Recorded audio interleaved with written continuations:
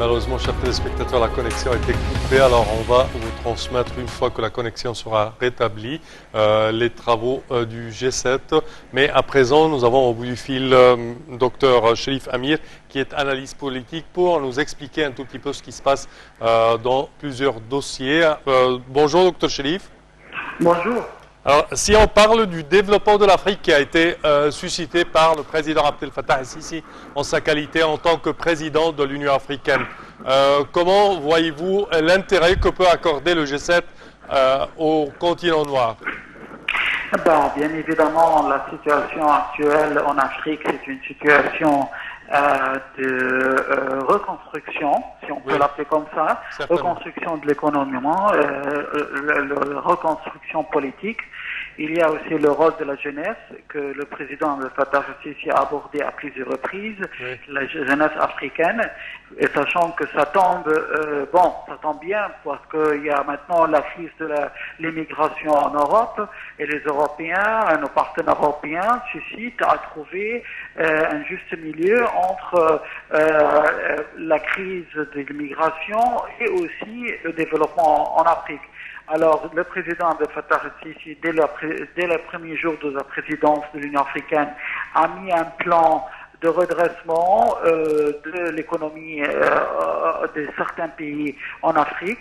Comment construire des usines, comment construire des projets qui seront bénéfiques pour la jeunesse africaine et pour l'Europe, ou aussi même la Russie et la Chine. Je trouve que ça va prendre du temps, mais il y a quand même une opportunité parce que la crise, elle est là en Europe, les crises économiques et sociales, les crises aussi politiques par rapport à la question de l'immigration. Donc je trouve qu'il y a maintenant une possibilité qu'il y aura des projets d'investissement sur le continent africain, comme la Chine avait fait, c'est-à-dire ne pas exploiter uniquement les ressources de l'Afrique, mais initier des projets qui vont être bénéfiques à la jeunesse sur place, sans qu'elle quitte le pays, sans qu'elle quitte le continent africain, qui va profiter de tout ça. Parfait. Si on parle également d'un des sujets que l'Égypte peut ajouter là-dedans, avoir une valeur ajoutée, c'est le terrorisme et la lutte contre le terrorisme. Comment voyez-vous la coopération entre l'Égypte et les pays du G7 dans ce domaine? Écoutez, le dossier par excellence, c'est le dossier libyen, qui est aussi en Afrique. C'est un dossier primordial maintenant. Oui. On sait tous que l'Égypte a contribué dans la présentation du maréchal Khalifa Haftar à la communauté internationale, et aussi la reconstruction de l'armée nationale libyenne. Nous sommes en Égypte et le président Abdel Fattah el-Sisi l'a précisé à plusieurs reprises. Nous sommes contre l'ingérence étrangère dans l'affaire de la Libye. Il faut combattre le terrorisme par coordination internationale et n'est pas unilatérale. C'est le rôle et la responsabilité des grands pays, surtout les pays des G7, c'est de contribuer dans cela, isoler le financement qui vient de la Turquie et le Qatar et aider le peuple libyen à trouver sa souveraineté. Cette coopération, c'est une coopération de renseignement, coopération d'idéologie aussi, et coopération surtout aussi médiatique, parce qu'il faut que le monde entier connaisse que l'Égypte est un pionnier dans le combat du terrorisme. On a fait beaucoup de sacrifices, on a encore des sacrifices à faire, mais ça vaut le travail. L'Égypte a une vision que le président Abdel Fattah el-Sisi a présentée à plusieurs reprises, c'est qu'il faut combattre le terrorisme et aussi aider la population locale où est-ce qu'elle est à construire son économie, parce que les deux doivent être parallèles, comme on a fait ici en Égypte. Certainement, certainement. À part cela, selon vous, quels sont les grands dossiers qui ont été débattus au cours des 2 derniers jours du sommet du G7? Bien sûr, le conflit américano-chinois sur la guerre commerciale. Oui. Voilà, ça c'est économique, bien sûr. Il y a le dossier climatique malheureusement, ce qu'on a entendu au Brésil, les incendies à l'Amazonie Oui. et qu'il y a une urgence à trouver une solution au réchauffement climatique. Donc ces deux grands dossiers sont présents, la guerre commerciale entre les États-Unis et la Chine, et aussi les États-Unis et la France, parce que le président Trump, il a même menacé de mettre plus de restrictions sur les produits français qui vont être exportés pour les Oui. États-Unis. Et aussi le réchauffement climatique, parce qu'il y a une tension entre les deux présidents, le président français Emmanuel Macron et son homologue brésilien, sur la question de l'Amazonie et le climat. Donc ce sommet de G7 n'est pas assez facile.